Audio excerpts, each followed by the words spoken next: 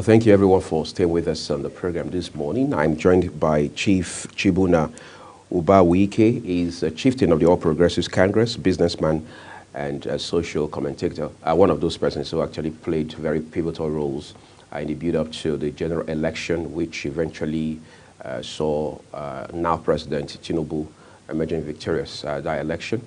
He's a party man, and he understands the dynamics of the party and especially elements around the renewed hope agenda of President Tinubu-led federal government. Thank you for coming on the program. Thank you. You know, you and I have talked a lot about assessing the president's impact in the last few months, some of the policy statements, policy direction, the impact of those policies, whether it's fuel subsidy removal or emergency, state of emergency on food and agriculture issues and stuff like that. But now there is a bit of a twist to this whole issue. One of them being that there are now arguments back and forth as to whether the decision by the Central Bank of Nigeria to move certain aspects of its operations from Abuja, which is the nation's capital, to Lagos, the commercial nerve of the country, was a wise one in the first instance. We have seen Nigerians across spheres reacting to this decision. We have even seen people within your party, including a long-serving Senator Ali Ndume from Borno in northeastern part of the country, also saying, look, this is the handiwork of what he calls Lagos boys. What are your thoughts? Senator Ali Ndume is someone I respect so much. He's a member of my party. He has been in the legislature from this Fourth Republic from 1999 to date. He's one of the oldest, ranking member of the National Assembly. His statement to me is unpatriotic. He does not show a man of his stature. He's supposed to be an elder statesman. He knows what we call mobility of labor. He moves you from one place to the other. And the federal government has agencies, ministries, agencies, and departments. And the CBN, in this instance, has departments, especially the one that is in question, banking supervision and similar departments. Banks in Nigeria have 99% of their headquarters in Lagos. Sure. And you are in Abuja to supervise them. Our IT penetration and development has not been what it's supposed to be. So we still do some manual and physical inspection and supervision. If we are in advanced economies, you can say, okay, someone in Abuja will be able to do his work, online and remotely. But we have not gotten to that stage. We are evolving, we are developing. So how do you expect someone in Abuja is supervising banks in Lagos? Now, he will fly from Abuja to Lagos. Mind you, before they came to Abuja, they were in Lagos. He will fly from Abuja to Lagos. CBN will pay. He will collect his salary. They will pay them for those allowances for going to Lagos to do their job for 1 week or 2 weeks and coming back to Abuja. Why not move that department to Lagos where the banks are headquartered for ease of operation and for a maximum output? CBN in its wisdom says, instead of being in Abuja, and then every week you go to Lagos to do your work, why not we move this department back to Lagos where the department was originally ab initio? So that it will help you in doing your work, at the optimum performance, and then it would derive a maximum result. Instead of, and then cut cost, because CBN is spending much. Now, we'll move this department to Lagos where it was, so that we cut cost, we'll get desired result in terms of production, and then the work will move on, and then there is hue and cry. Remember, the CBN headquarters in Lagos branch is an annex of the headquarters in Abuja. It's a 23-floor building. You want it to lie fallow. Then the people will be in Abuja doing nothing. When they are called upon to go to Lagos, they will now fly, CBN will pay, and then no government does that. And we're talking about cutting the cost of governance, cutting government expenditure. CBN does this, it will cut cost. That money that is paid for flight, for hotel accommodation, for everything, CBN will save it. When these people are in Lagos office, doing the work of supervising the banks and other things that are headquartered in Lagos, it will save everybody the risk, it will save everybody the time, it will save everybody the man hour, and then it will add to output. More output. Alain Dume's argument, or one of the strands in his argument, is that since CBN is telling Nigerians that the reason basically behind the relocation of the banking supervision department in particular is that they want to decongest Abuja, why don't he think about any of the cities or states around the FCT? For example, he mentioned Nasarawa, he mentioned Kaduna, he mentioned Kogi. I mean, doesn't that make sense to you? It is infantile. It is infantile. You now look at, we are talking about the banks they are supervising, and again, the congesting the headquarters, the CBN headquarters here in Abuja. I was told that the place was designed for about maybe a little above 2,000, but now it is overshooting capacity. It overshot this capacity. If nothing is done, it will wear down the place. And then the headquarters annexed in Lagos has space, and the banks are there. Then the ICT development in Lagos and Nasarawa are not the same. Then what will you be doing in Nasarawa to supervise banks in Lagos? Is it not the same thing? Why not push the people where the work is, so that they will get to where the work is and do the work and get results? So saying it's with Nasarawa, it is clannish. What do you understand by his idea of Lagos boys? That appears to be very important. It is derogatory. It's a derogatory statement that's supposed not to come from a statesman like Senator Ndume. I take exception to that. Why would he use such a statement? We are Nigerians. The president has appointees working with him, and his appointees cut across all states of the federation, every region of Nigeria. So why using that statement, Lagos boys?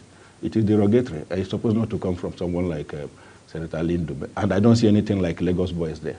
This idea of Lagos boys, is it not reminiscent or indicative of the so-called cabal that we have always heard is domiciled in the villa? I want to answer your question this way. Mr. President is a grassroots man, well grounded. He knows what the nitty-gritty of governance. He knows it, and he has people he works with, and the people if you follow his political trajectory, the people he has been working with cut across all regions. It's not only from Lagos. So, like I said, saying Lagos boys, no, I take exception to it. And we're talking about cabal. In every government, there are the inner cabinet, the kitchen cabinet, the language we use, the kitchen cabinet. The president has appointees, he has people, he earns their confidence and things like that he discusses with. But that does not qualify to, call somebody a name in a derogatory manner. No. And trying this policy of moving the CBN department, some, not all, some departments of CBN to Lagos is an economic issue, because look at where we are coming from economically. We are almost in, our economy is not the best. And then our expenditure is so high, and government is trying to cut cost. He has a team of economists. They have sat down, outlined, looked at, examined the situation, now said, these are things we should do in this particular ministry or department or agency or parastatal. Let's do this, let's do it to reduce the cost. This one, let's do this, reduce the cost. It will help us to save some revenue that we will inject in the economy to stimulate economic growth. That is what I see in what the government have come up with, to relocate some of the departments, not all the departments, not the CBN headquarters, to Lagos. But this position of yours has a whole lot of logic, some people would say. But can we also extrapolate that and extend it to the idea behind the Federal Airports Authority of Nigeria also being moved back by way of headquarters to Lagos? Let me tell you something. The day Nigeria will stop politicizing everything, that is the day we will make progress. Let me give you an instance. In South Africa, the capital is Pretoria. Right. That is the seat of government. The legislative capital is in Cape Town, not in Pretoria. The National Assembly is in Cape Town. Their Supreme Court, the judiciary is in Bloemfontein. Nothing is in Johannesburg, that is the economic capital. I don't know whether you get me. And there's no hue and cry. Benin Republic, the capital of Benin Republic is Port Novo, not Cotonou. But the seat of government is in Cotonou. No hue and cry. Why are we politicizing everything that we are doing in Nigeria? The highest selling airport in Nigeria is in Lagos. The highest selling seaport in Nigeria is in Lagos. and you want to regulate the airports. I don't know whether you get me. Before now, FAN headquarters have been in Lagos.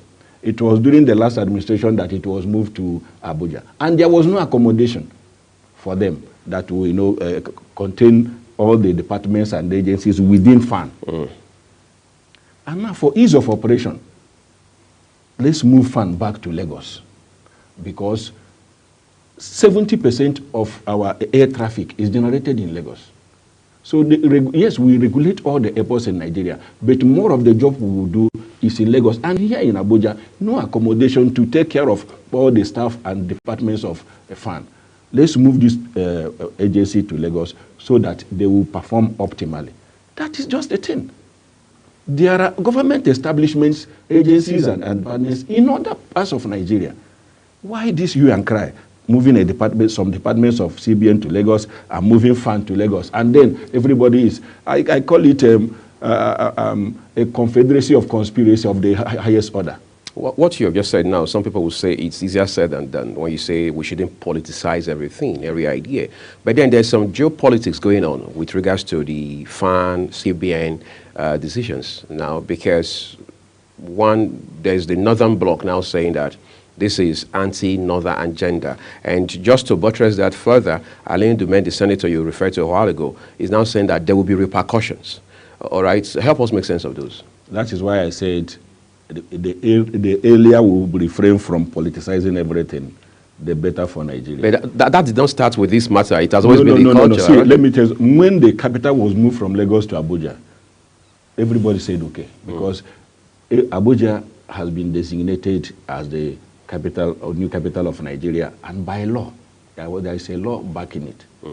Now, then agencies and departments of government and parastatals, those that have accommodation were moved, and some for ease of operation were left where they are. Some for ease of operation were left where they are. Which is Lagos. In Lagos and other parts of Nigeria. I don't know whether you get me. They were left where they are. Let them continue where they are. All we need is result. Now, someone coming to ascribe ethnicity or geopolitics to it is what I don't understand. If we are to do that, I am from the Southeast. How many government agencies, departments, and parastatals are in the Southeast? None. None. But if we talk about the North, we have many. Have other parts of Nigeria raised issues about them? No. We are talking about one Nigeria. We are talking about the progress and development of Nigeria. I keep saying, if we are patriotic enough, these things won't come up. For someone to stand and begin to talk, relocating an agency, some departments in an agency or parastatal to a particular location, will be working against the other one, it shows lack of patriotism. The narrative that this move will further divide Nigeria, because Abuja was conceived to be a center of unity, such a way that it can foster national integration, national cohesion. Do you think it defeats that purpose? It does not. If we are saying, like I told you, agencies and departments of government in their wisdom cites them where they feel they will have space to operate and then give the desired result. Let me give you an instance. Nigerian Defense Academy is in Kaduna and it has been there. Do we move it back to Abuja? Defense Industries Corporation of Nigeria, DICON, is in Kaduna. Do we move it to Abuja? The Army University is in Bio in Borno State. Do we move it to Abuja? Air Force University is in Bauchi. Do we move it to Abuja? I don't know whether you get me. Let us see Nigeria as one geographic enclave. Let us work for the development of one Nigeria. Irrespective of where government size and institution, all we should be asking for is result. Is it making the needed impact? Is it providing the needed services for the betterment of Nigeria, to stimulate economic growth and serve the interests of citizens of Nigeria? That should be our concern. Government, I don't think, will on its own wake up to begin to, how do I put it, to decimate a particular region by removing agencies that are cited there to punish them. I don't think government will be doing that. Because if you watch each of the geopolitical zones, especially if we say the North and the South, most of the government agencies are cited in the North. But we are not talking about that. What we want is results. Abuja FCT if we relocate all the government agencies and departments to Abuja, Abuja will not be able to contain it. Then will it give us the desired result? Will they perform optimally to serve the citizens of Nigeria, to serve Nigeria as a country? No is the answer. I have given you instances of what obtains in South Africa and what obtains in Benin Republic and other countries like that.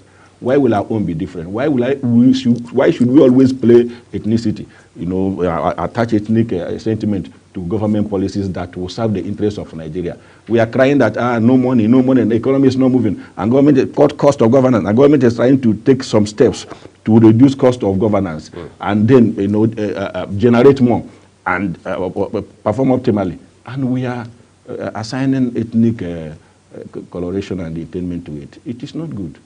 How do you think, in your own assessment, that these utterances credited to Senator Aliyu Ndume could impact the intention of President Bola Tinubu, especially in light of the Renewed Hope agenda? He's a party man, a long-standing one. He is a party man. His statement is his personal opinion. Yes, some people, like I've seen some people buy into what he has said, to misinform and disinform people. That's what I see it. Disinform and misinform people, and then people like to take to negative information. But it will not impact negatively on the administration. The administration is focused, the Renewed Hope administration of President Bola Tinubu is focused on its mandate, is focused on delivering a democratic cornucopia to Nigerians. And that is what matters. Oh, excellent. We're going to switch gears in a minute, but just to remind our viewers that Anthony Momodu will be bringing us a snapshot of sports by way of updates shortly, and he also joined us here to talk about what Nigeria, the Super Eagles performance has been like at the AFCON. In the last couple of matches that they've played, we understand that they've moved up to the round of 16. Now, how they survived that, is going to be a very topical issue, and Anthony will be here to give us insights when we're done with this discussion in no distant time. But I want us to switch gears, Chief, with regards to what is happening with the government. As of today, insecurity has become more of a concern than it was. You are familiar with Abuja, for example. I'm not sure you are impressed with the stories you're hearing about insecurity here, insecurity there, and so on and so forth. And then you're also looking at what exactly are the efforts government is making in real time that you can say is making a difference going forward. What has been your assessment? The insecurity, the resurgence of insecurity in Abuja now is a cause for concern. Beyond one chance? Yes, it's a cause for concern for every well-meaning Nigerian. But the government have come out to say they are taking steps to contain the situation. I would want to give them time. Let us see the result of the steps they have taken to contain the situation. And I believe maybe in a few days or few weeks, let us see what happens before we raise eyebrow.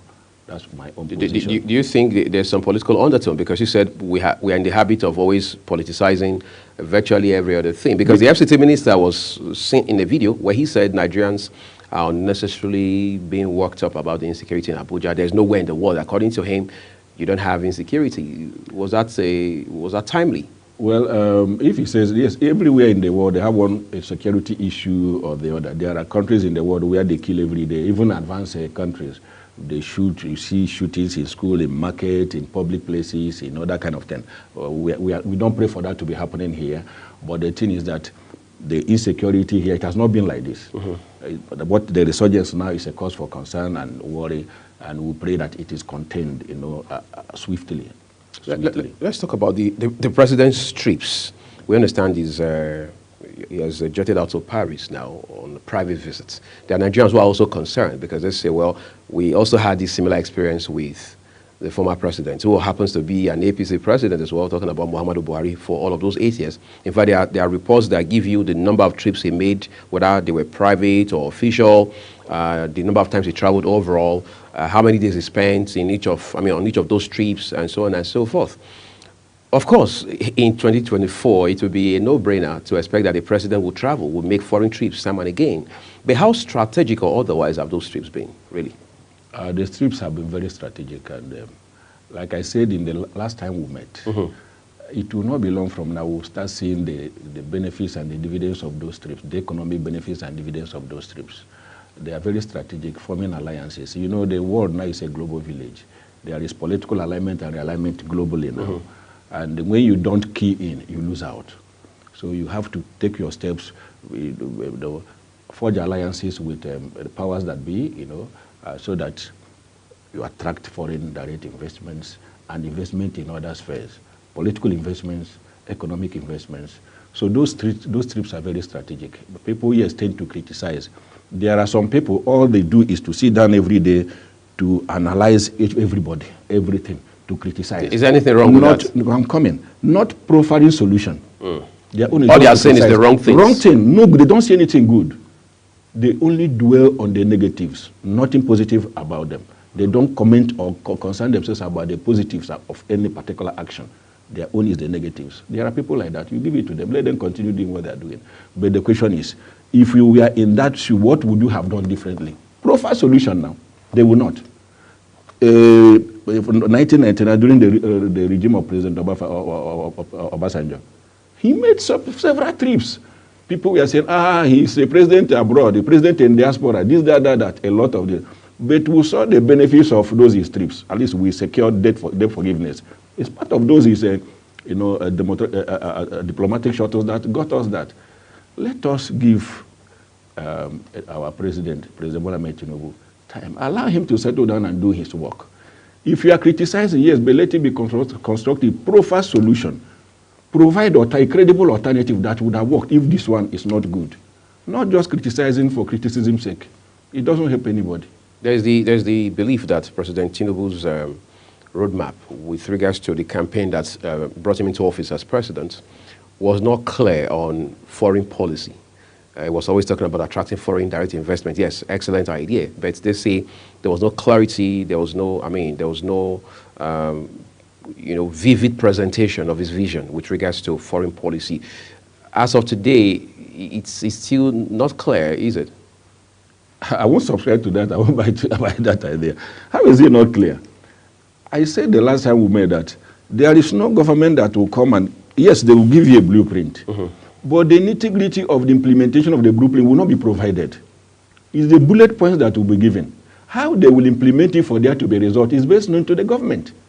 So if you expect me like I am a businessman, then I'll come and tell you the secret of how I run my business to please you. I can't do that.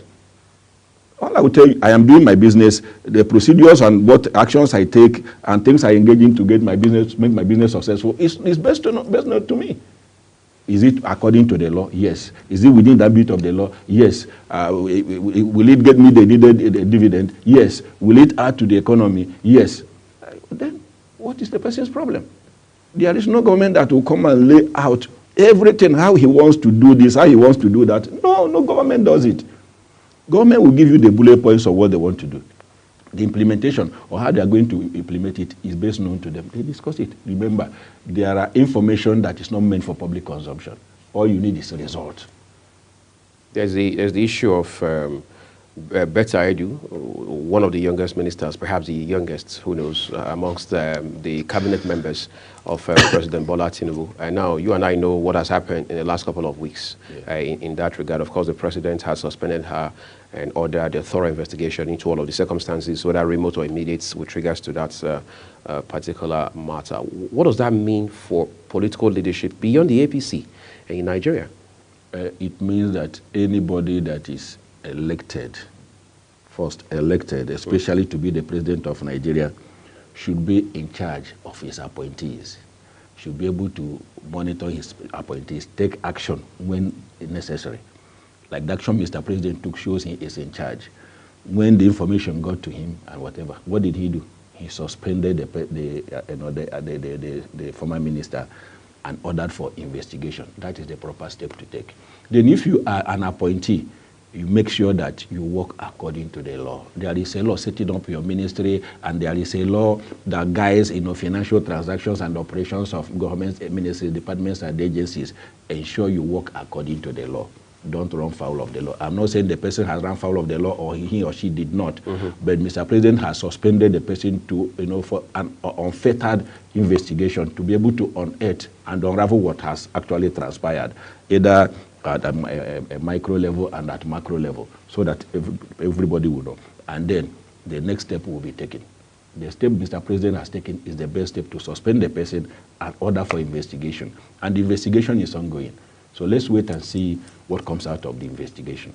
The president also talked about how that corruption is a big problem for Nigeria. Of course, he had talked about that even before election in February. Coming into office, he has continued to talk about how that measures have been put in place, and those measures are continually strengthened to ensure that optimal results are achieved in the end. Because I remember when the APC had these sort of retreats for cabinet members, the president announced very categorically that the former MD of NPA, talking about Adiza, all right, was going to be the person in charge of some sort of committee that he has set up to kind of supervise the ministers, as it were. I mean, follow through and track their work. One would think, well, that arrangement was not proactive enough. Otherwise, it should have detected this anomaly that is allegedly, that has allegedly taken place within the Ministry of Humanitarian Affairs before it even happened.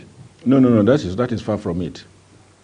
The Hadeza-led committee monitors the operation and performances of the ministers and appointees, right? To say if they are, delivering, based on the benchmarks. Thank you very much. Now, what happened in the Human Affairs Ministry is different. It's a financial issue. You understand? It's a financial issue, and you wouldn't say that maybe the Hadeza committee didn't spot it. Otherwise, it wouldn't have happened. An action, before you spot an infringement, you have seen it done. You infringed on this thing. You must have done this. I don't know what I get me. You must have taken action for me to know, this action you took is wrong. I will not be with you to sit in the office, like here in your office. I will not sit with you to see how you dot your I's and cross your T's, to be able to spot that you did not dot this I well, you did not cross this T well. It is when you have done and you pass the information, and I say, this I you dotted was not properly done. This thing you crossed was not properly crossed. This is how it's supposed to be, this is how it's supposed to be. I don't know what. So the Hadeza committee is doing a fantastic job. I told you the last time that it's like a shadow committee for checks and balances, for monitoring and evaluation. And in the course, maybe in the course of their doing their job, this thing was spotted also. I can't say for sure, but I know that the Hadeza committee is doing a perfect job. And the government has said through that committee that any minister that did not deliver on the benchmark will leave. So it is just so short and simple. If you could not deliver on your mandate, you leave. The Mr. President will relieve you of your job. In what ways can we say this government under President Bola Tinubu is actively and proactively fighting corruption, or at least reducing it, beyond the efforts being made with regards to better edu's matter? In other areas, we have seen that people are now afraid to steal government money. Since the advent of this administration, people are afraid. I don't know what will happen now if I do this, so.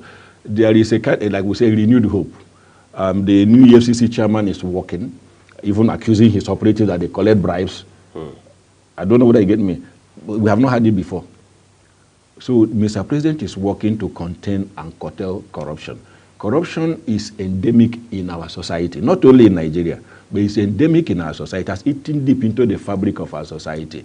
And it is not a one-off thing you will do and end. No, it is a gradual process. Processes and programs will be put in place to curtail and contain corruption, so that we'll have government deliverables, enjoy them. Chief Chibuna Bawike, I would like to say thank you to you, APC chieftain, businessman, and social commentator, for coming to share these valuable insights with us on the program today. Thank you very much. We're taking a quick break, everyone, but here's Anthony Momodu with a wrap-up of sports news.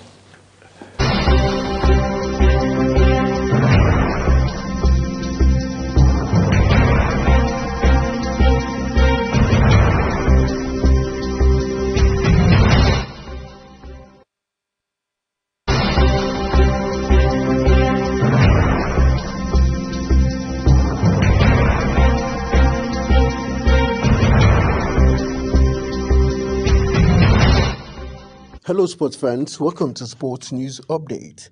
Nigeria will battle Cameroon in the